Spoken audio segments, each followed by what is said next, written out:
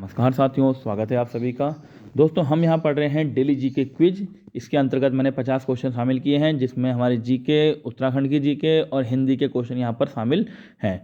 ये क्वेश्चन आपके लिए जो अभी पुलिस की भर्ती चल रही है उसके लिए महत्वपूर्ण है, और यूके SSSC के अंतर्गत जो भी परीक्षाएँ आती हैं उन सब के लिए यहाँ पर ये क्वेश्चन महत्वपूर्ण है।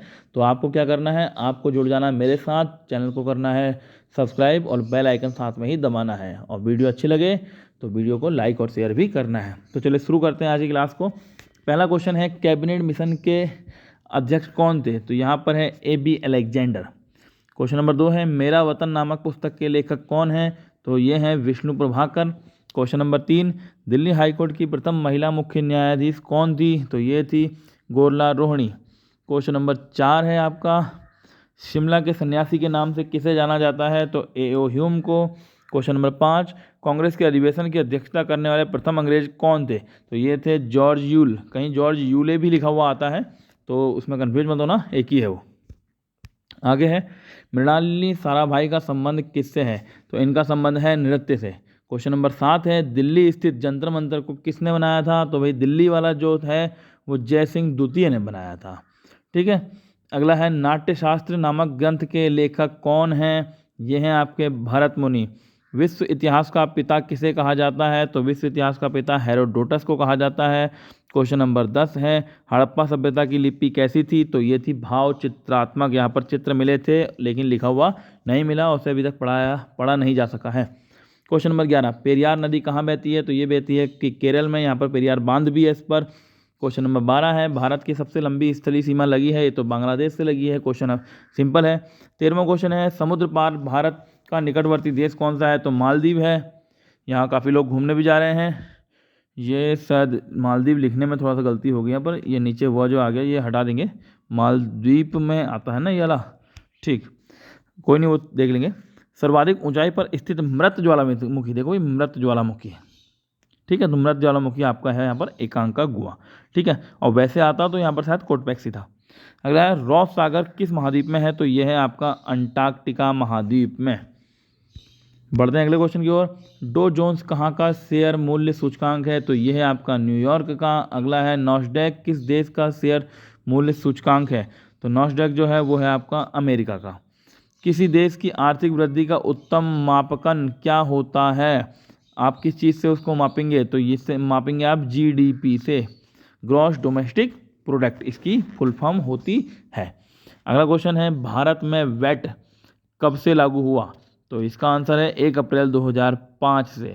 क्वेश्चन नंबर 20 है, भारत में GST कब से लागू हुआ? ये तो आपको पता ही होगा, 1 जुलाई 2017 से। बढ़ते हैं अगले क्वेश्चन की ओर। क्वेश्चन नंबर 21, कुन खाल दर्रा किस जनपद में स्थित है? ये उत्तराखंड के क्वेश्चन है, तो यह आपका रुद्रप्रयाग में। क्वेश्चन नंबर 22 है, स्याही देवी मंदिर किस जनपद में है? तो यह है अल्मोड़ा में। क्वेश्चन नंबर 23, रुड़की विश्वविद्यालय की स्थापना कब हुई थी?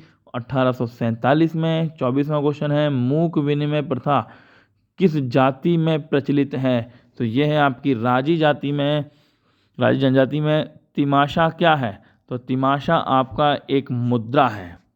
बढ़ते हैं अगले क्वेश्चन की ओर। लिखा है, किस व्यक्ति का घर भारतीय भवन कहलाता है? तो भाई मुकुंदीलाल जी का जो है ये भारतीय भवन कहलाता है। वर्तमान में थारू जनजाति निवास करती है, मुख्य रूप से कहाँ निवास करती है? वैसे तो करती होगी हर जगह, पर मुख्य रूप से इसका जो एरिया माना जाता है खटीमा और सितारगंज, ये उधम सिंह नगर जनपद में है। क्वेश्चन नंबर 28, भोटिया जनजाति का प्रमुख निवास क्षेत्र कहाँ है? तो इनका निवास क्षेत्र है पिथौरागढ़। ग्रीष्म एवं शीतकालीन आवास किस जनजाति में प्रचलित हैं? तो ये हैं भोटिया जनजाति में। अगला है, टब्बर किस जनजाति से संबंधित है? तो ये है वनरावत से संबंधित। आगे बढ़ते हैं, कौन सी जनजाति में मातृसत्ता की जो प्रथा है वो प्रचलित है? तो ये थारू जनजाति में है। क्वेश्चन नंबर 32, भोटिया लोगों द्वारा बनाया जाने वाला भात क्या कहलाता है? ये कहलाता है छाकू। जोहरी या शौका जनजाति कहाँ निवास करती है? तो ये करती है पिथौरागढ़ में। क्वेश्चन नंबर 34 है, रंगभंग नाम युवा गृह किस जनजाति में प्रचलित है? अच्छा, नामक होगा, रंगभंग नामक युवा गृह किस जनजाति में प्रचलित है? तो ये भी भोटिया में। अगला है, निम्न में से कौन सा मेला भोटिया जनजाति से संबंधित है? तो ये है जौल जीबी। देखिए भोटिया जनजाति से काफ़ी क्वेश्चन आ गए इसमें आज। अब इसके बाद हिंदी के क्वेश्चन है, ध्यान से देखेंगे क्योंकि ये काफ़ी एग्जाम में आती है हिंदी। निम्नलिखित में से कौन सी बोली अथवा भाषा हिंदी के अंतर्गत नहीं आती है?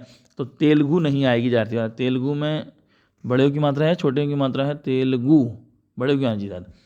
परमानंद में कौन सा समास है? तो परमानंद में आपका कर्मधारय समास है। क्वेश्चन नंबर 38, बच्चा अखबार पढ़ रहा है, यह कैसा वाक्य है? तो भाई यह वाक्य जो है आपका सकर्मक है। ठीक, लड़कियां नाचती, इस वाक्य की पहचान करो। ठीक है, इसमें बोला लड़कियां नाचती, यानी भूतकाल की बात हो रहा है, तो ये हेतुमद भूत इसे कहेंगे। ठीक, क्वेश्चन नंबर 40, नाग का अनेकार्थी शब्द है, तो हाथी। आगे बढ़ते हैं, सृष्टि का विलोम है, सृष्टि का विलोम प्रलय होता है। अगला क्वेश्चन है, अंडे सेना या अंडे सेकना, कुछ भी लिखा हुआ आ सकता है दोनों में से, तो जो भी है अंडे सेना का अर्थ क्या है? यह है आपका क्या कहते हैं, अच्छा यहाँ पर जल्दी जल्दी देखो, एक ऑप्शन जो यहाँ पर दिए होते हैं, कभी कभी मुर्गी का अंडों पर बैठना, तो बच्चा जल्दी जल्दी में लगाता है, जबकि ये होता है अंडे का घर में बैठ के अंडे सेक रहे हो कहते हैं ना, तो घर में बेकार बैठना। क्वेश्चन नंबर 43 है, कोई भी छंद किस में विभक्त रहता है? तो छंद भाई चरणों में भी होता है, यति में भी होता है, यानी कि उपरोक्त तो दोनों वाला इसका उत्तर आपका सही हो जाएगा। क्वेश्चन नंबर 44 है, ब्रज भाषा है, ब्रज भाषा आपकी जो है वो पश्चिमी हिंदी है। पीछे पीछे चलने वाला वाक्यांश के लिए शब्द क्या होगा? जो पीछे पीछे चलेगा यानी कि आपके पीछे गमन कर रहा है, अनुगामी कहलाएगा।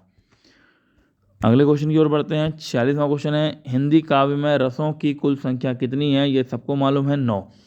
अगला है, मुदित महीपति मंदिर आए, सेवक सचिव सुमंत बुलाए, पंक्ति में कौन सा अलंकार है? यह है अनुप्रास अलंकार।